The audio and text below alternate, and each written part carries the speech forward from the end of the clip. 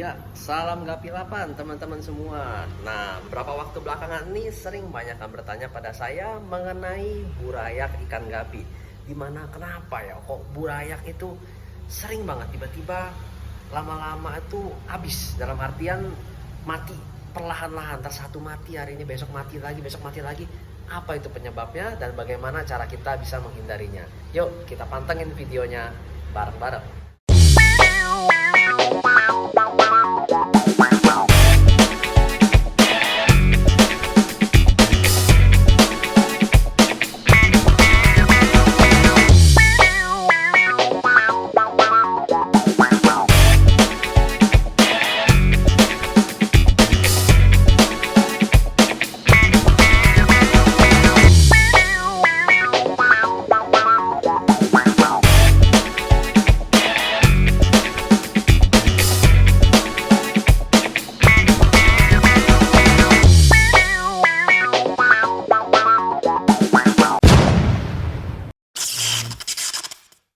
Ya, teman-teman, kali ini teman-teman sedang berada di farm Gapi Outdoor milik Gapilapan, teman-teman.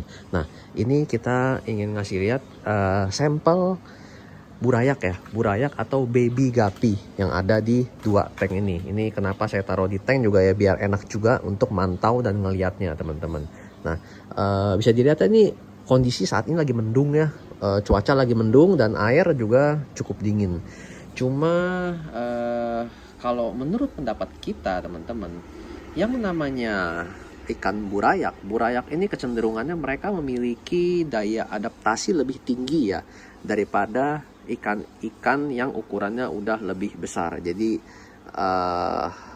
lebih kuat lah istilahnya gitu. Namun teman-teman perlu paham, ketika mereka memang memiliki daya tahan tubuh yang kuat, tapi mereka sangat mudah saling menulari penyakit satu dengan yang lainnya. Jangan dikira maksudnya ikan-ikan kecil begini mereka nggak bisa terkena penyakit, mereka juga bisa terkena penyakit. Cuma perlu dipahami bahwa memang kebanyakan burayak yang mati itu, misalkan kita rawat usia baru 1 minggu tiba-tiba mati, itu sebenarnya penyebabnya itu nggak cuma satu hal, bisa beragam. Dan salah satunya tersebut adalah burayak kan memang kondisinya itu udah nggak sehat dari dalam kandungan ya. Jadi dari dalam kandungan misalkan dari sekian banyak anak yang lahir dari perut si induk betina itu mungkin hanya sekitar 3 yang survive, yang lainnya mati semua. Biasanya dari 3 atau 4 gitu yang survive itu mereka juga nggak akan survive terlalu lama. Dalam artian apa ya, perkembangan di dalam perut itu nggak sempurna atau terlalu lama berada di dalam perut. Jadi kadang-kadang juga ada indukan yang lahirin burayaknya pada mati. Itu juga bisa disebabkan karena ya itu di perutnya itu terlalu lama, atau ya perkembangan di dalam perutnya itu nggak bagus gitu perkembangannya teman-teman. Namun yang paling umum, ini kita ngomong yang paling umum terjadi, kenapa burayak-burayak tersebut pada mati adalah karena ya burayak tersebut sakit. Kenapa bisa sakit? Otomatis dari kualitas airnya dan dari pakan, pemberian pakan. Nah, yang menyebabkan burayak tersebut mati karena pakan adalah umumnya orang-orang banyak menggunakan kutu air. Kutu air itu bisa menjadi pedang bermata dua ya. Di satu sisi memang dia bagus, dia bisa hidup lama di dalam akuarium, bisa mensuplai pakan untuk gepi dalam waktu yang lama. Jadi hidup di akuarium dan mereka bisa dimakan sedikit-sedikit sama ikan gepi, itu bisa. Tapi di luar daripada itu, kutu air kadang-kadang membawa parasit entah itu yang berupa penyakit atau yang berupa predator seperti apa ya, kalau kita ada yang ngomong kutu jet lah, terus ada yang ngomong telur ikan betok lah, banyak maksudnya banyak parasit yang masuk ke dalam si kutu air tersebut yang nantinya bisa berbahaya untuk si burayak gepi. Nah, kenapalah dari hal tersebut kita lebih mengutamakan menggunakan Artemia, lebih safe kalau misalnya menurut kita ya menggunakan Artemia. Nah, terus kita berlanjut yang mengenai penyakit. Kenapa nih kok burayak gapi itu bisa tiba-tiba hari ini mati satu, besok mati satu, besok mati satu. Nah, teman-teman pasti kebanyakan kalau misalnya merawat burayak itu pasti di dalam ember atau mungkin dalam baskom atau dalam bak. Kenapa? Karena ya apa yang mau dilihat? Beda dong sama ikan-ikan yang memang udah size-nya udah gede, ekor bagus, dilihat. Tapi burayak apa yang mau dilihat? Kita kan cuma ngebesarin aja, betul nggak? Nah, tapi pada saat kita ngebesarin burayak itu, kita perlu lihat dong kondisi burayaknya sehat apa enggak. Burayak ini bukannya kebal penyakit ya, dia ini tetap bisa terjangkit penyakit. Nah, ini kita kasih contoh, ini burayak yang alhamdulillah sehat teman-teman ya.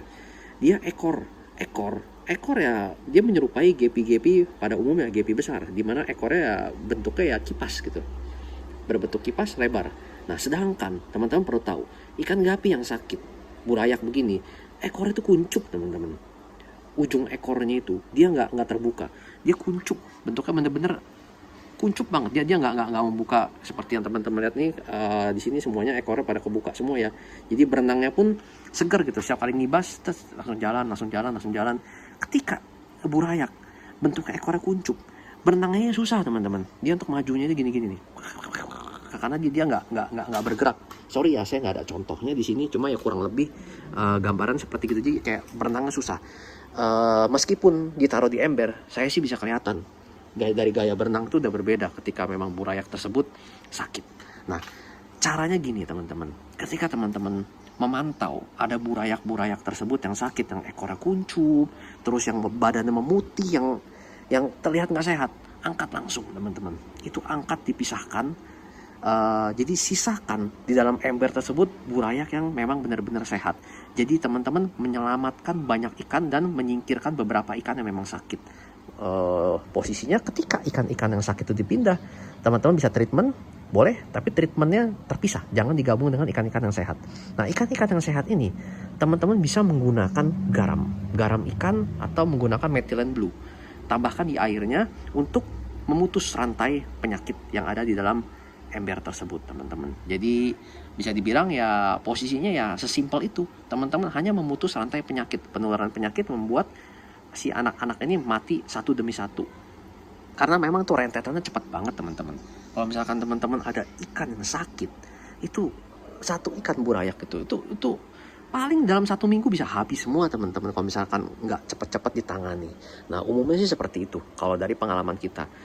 Dari penyakit, terus dari pakan, kualitas air juga bisa, dan dari memang kondisi si burayak tersebut sejak dalam kandungan teman-teman. Jadi kalau misalkan memang teman-teman ingin mengembangkan burayak yang memang memiliki base, dalam artian pondasinya yang kuat, yang bagus, dari perut si induk betina udah harus dikasih nutrisi yang bagus. Kalau kita ya pakan-pakan seperti biasa, kita lengkapin aja. Kayak Artemia kita tetap kasih, peret-peret tetap kita kasih, dan yang pasti kita tetap kasih juga dengan nitro untuk si suplemen, biar si indukan itu nutrisinya terpenuhi, tercukupi. Jadi bener-bener padat banget, atau dalam artian mantap banget kita ngelihat si burayak ini bisa sehat-sehat dan kondisinya ya seger lah dilihat ya teman-teman gitu. Oke, moga-moga video ini bisa bermanfaat buat teman-teman. Salam Gapi 8.